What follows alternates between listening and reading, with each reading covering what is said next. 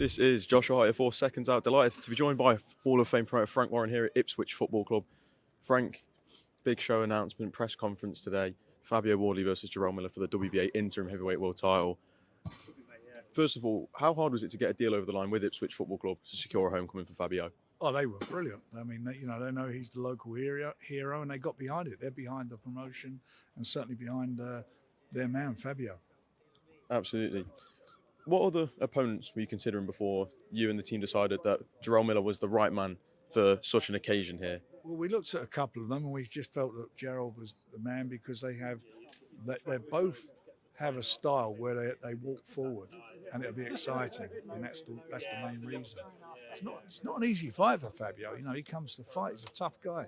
You know, the biggest puncher out there in the heavyweight division is probably Daniel Dubois, and it took him until the last round to do what he did. And in that fight, he was competing all the way through. Absolutely. Obviously, you mentioned the Dubois fight with Jarrell Miller. Do you feel there's some pressure on Fabio in a sense to try and beat Dubois' timing and stopping Jarrell? I don't believe in that, but obviously that'll be something everybody will be looking at, and I understand why.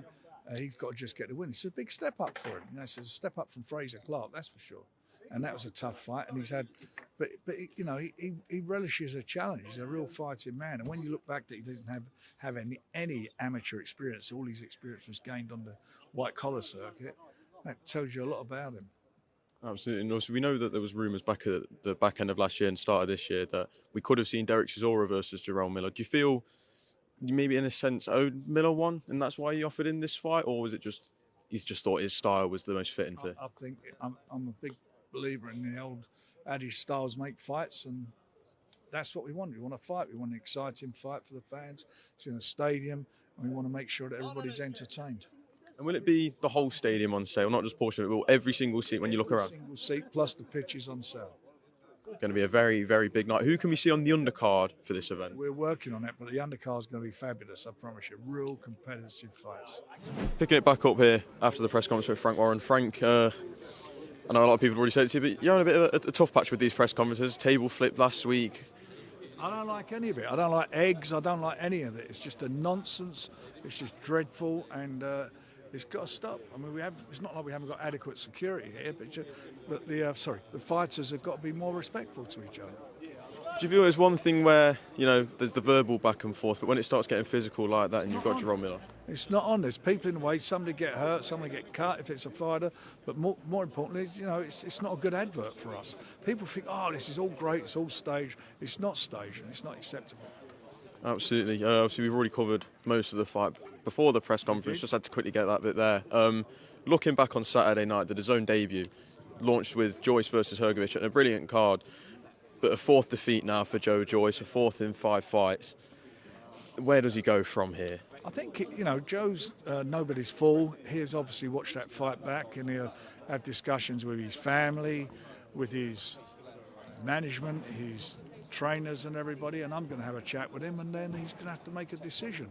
But it's too, you know, I don't want to do it while it's all raw. Let it settle down, and those conversations have to be private. And then Joe's got to realise, which he will realise, you know, to get back in the swing, if he's going to fight again, that he's going to be fighting, you know, kids who have been or fighters, young fighters who want to be coming for his scalp, and you know. It's a tough decision for him. One thing I'd seen on social media is people say how it's very clear to see that Joe doesn't want to retire after a lot of his fights. When his defeats, you see people ask if he wants to retire. No fighters want to retire. Very few of them want to retire. Unfortunately, with boxers, people think that they're the last people to know. They're the first to know, but the last to admit it. And I'm not referring to Joe now. I'm talking about as a, you know, overall. But if he is to continue, you'll continue to back him, you'll continue to try and get the big fights for him? I've got to be honest, I'm behind him all the way. I want to have my conversation with him first. And, you know, it's a massive life, it could be a life-changing decision for him, what he's doing, and it will affect his life. Absolutely. For Hrgovic, back on track now after that defeat to Daniel Dubois last year. Will you be working with Filip Hrgovic going forward? Yeah, he was a Queensbury fighter before the fight. That's how we got the fight on so quickly, because he's on our books.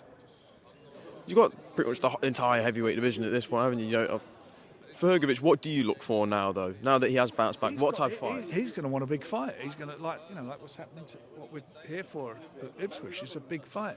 The heavyweight division's really, really on fire at the moment. These fights are happening, and we're going to make Philip will be in a big fight.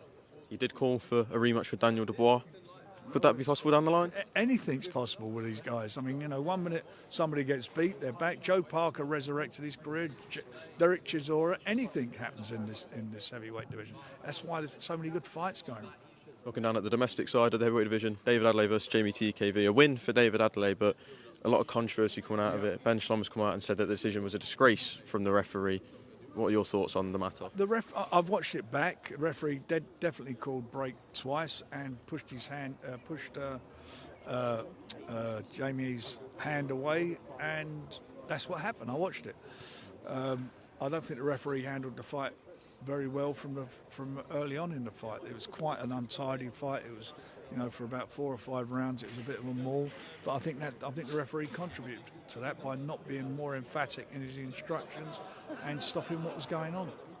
TKV's team have come out and said that they believe that the result should be overturned. I've heard you say in other interviews that apparently there's a meeting on Wednesday to decide that. Do you feel it's either going to be a rematch ordered or a decision overturned? I don't know what decision they're going to make, but they will review it, and obviously they will then make a as you say, a decision as to what the future will be for David Adelaide. Absolutely. Just last two from me here. We've seen that the IBF have ordered Daniel Dubois versus Derek Chisora. A lot of mixed response from the fight. I spoke to Peter Fury on Friday night, and he said, as much as he wants to see Derek go for these big fights, Derek, and this is Peter's words here, Derek needs to ask himself, does he want brain damage? Implying that there's a big risk with this fight.